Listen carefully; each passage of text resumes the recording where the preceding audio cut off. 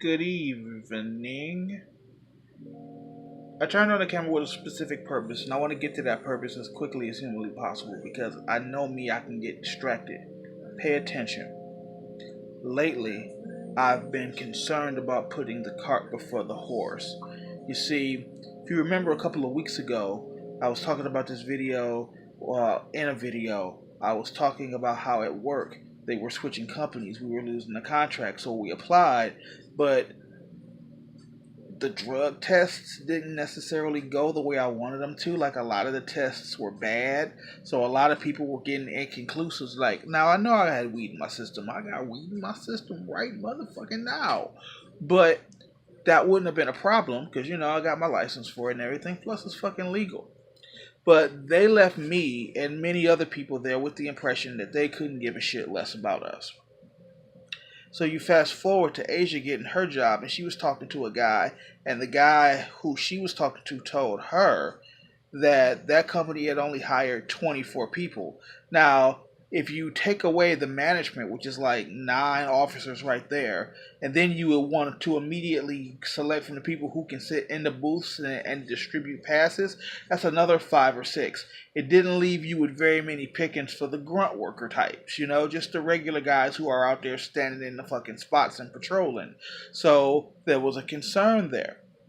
This company seemed a little bougie. They seemed like they kind of had to stick up their ass in terms of what we could do, but it was whatever.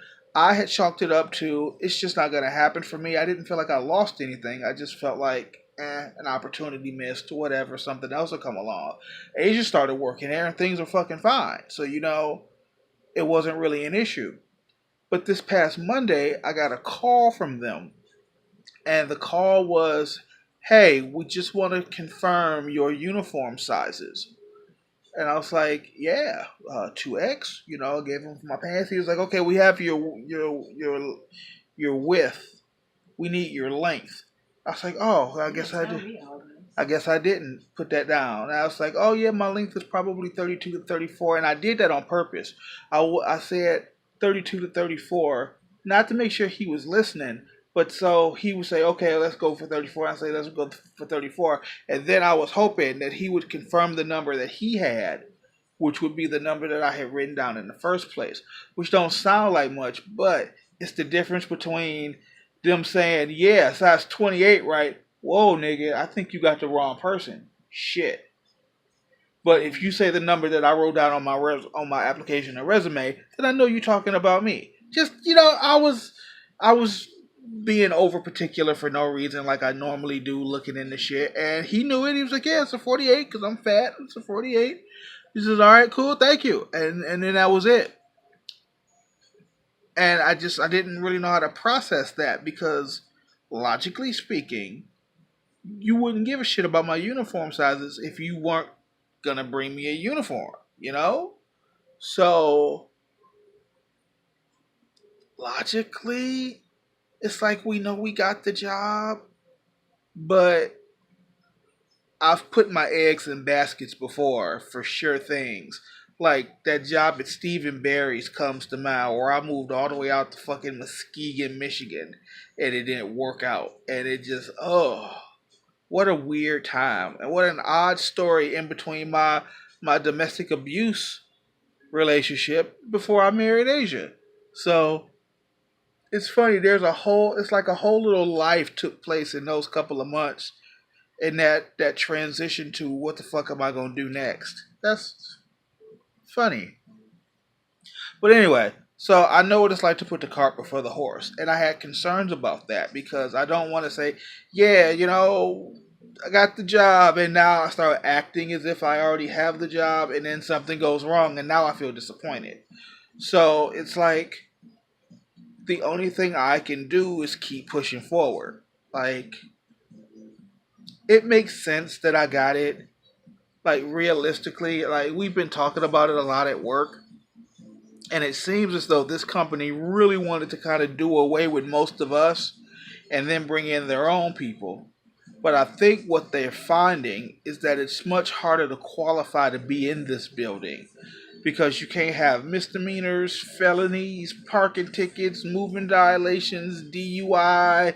It's like it can't be nothing on your record. You got to be fucking tax compliant, which means you pay your taxes every fucking month. If you got like child support against you, like delinquent payments, that would hold you up. Like any little thing could just bring that whole process to a halt, and you're not qualified to be in the federal tax board. So getting one, I'm understanding now, is a much bigger deal than I originally thought it was when I took the job. Because to me, it's like, sure, I even went to jail a couple of years ago, which sounds really funny to say. And out of context, it was like, yeah, I was in the joint. I was in jail for 12 hours over some stupid shit. But anyway. Oh, yeah. Hold on, guys. Hello?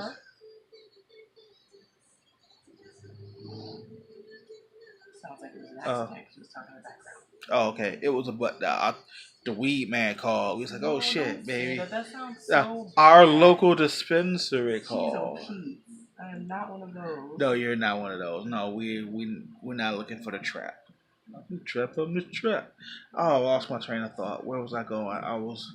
Getting this building was a bigger deal. Ah, yes. Getting into this building is a bigger deal than originally they probably thought it was. That being said, I think what happened was they were like, we told all these people that we weren't gonna keep them if the drug test said inconclusive, because inconclusive equals fail. But we not gonna have nobody in time. Let's start looking at the people who actually qualify. So they came across my, because like I didn't interview. There was no interview process. We came in, we filled out paperwork, and then there was that whole thing with the drug test, and then that was it. So I didn't sit down and tell them about me or what was going on. Nothing. It was just, all right, thanks for coming. And I was really frustrated by that. But logically speaking, I have it. Logically speaking, it worked out like so odd, like out of nowhere. I wasn't expecting it at all, and it looks as though it has, and that's real fucking cool. But I can't let myself get too excited about it. Like, it's different if it's just an opportunity missed, but it's another one to really think you had it, and then not only not get it, watch the people whom you worked with, who you know shouldn't have gotten it before you, has it. That would be bothering. So, but I feel good about this. I do. I really think it's fine. But I've learned the hard way not to put all your eggs in one basket right away. I need more. So we'll see. Um, I was told that the company would need to let us know what was going on no later than May 10th. And that there's some sort of not rollover, overlapping contract thing.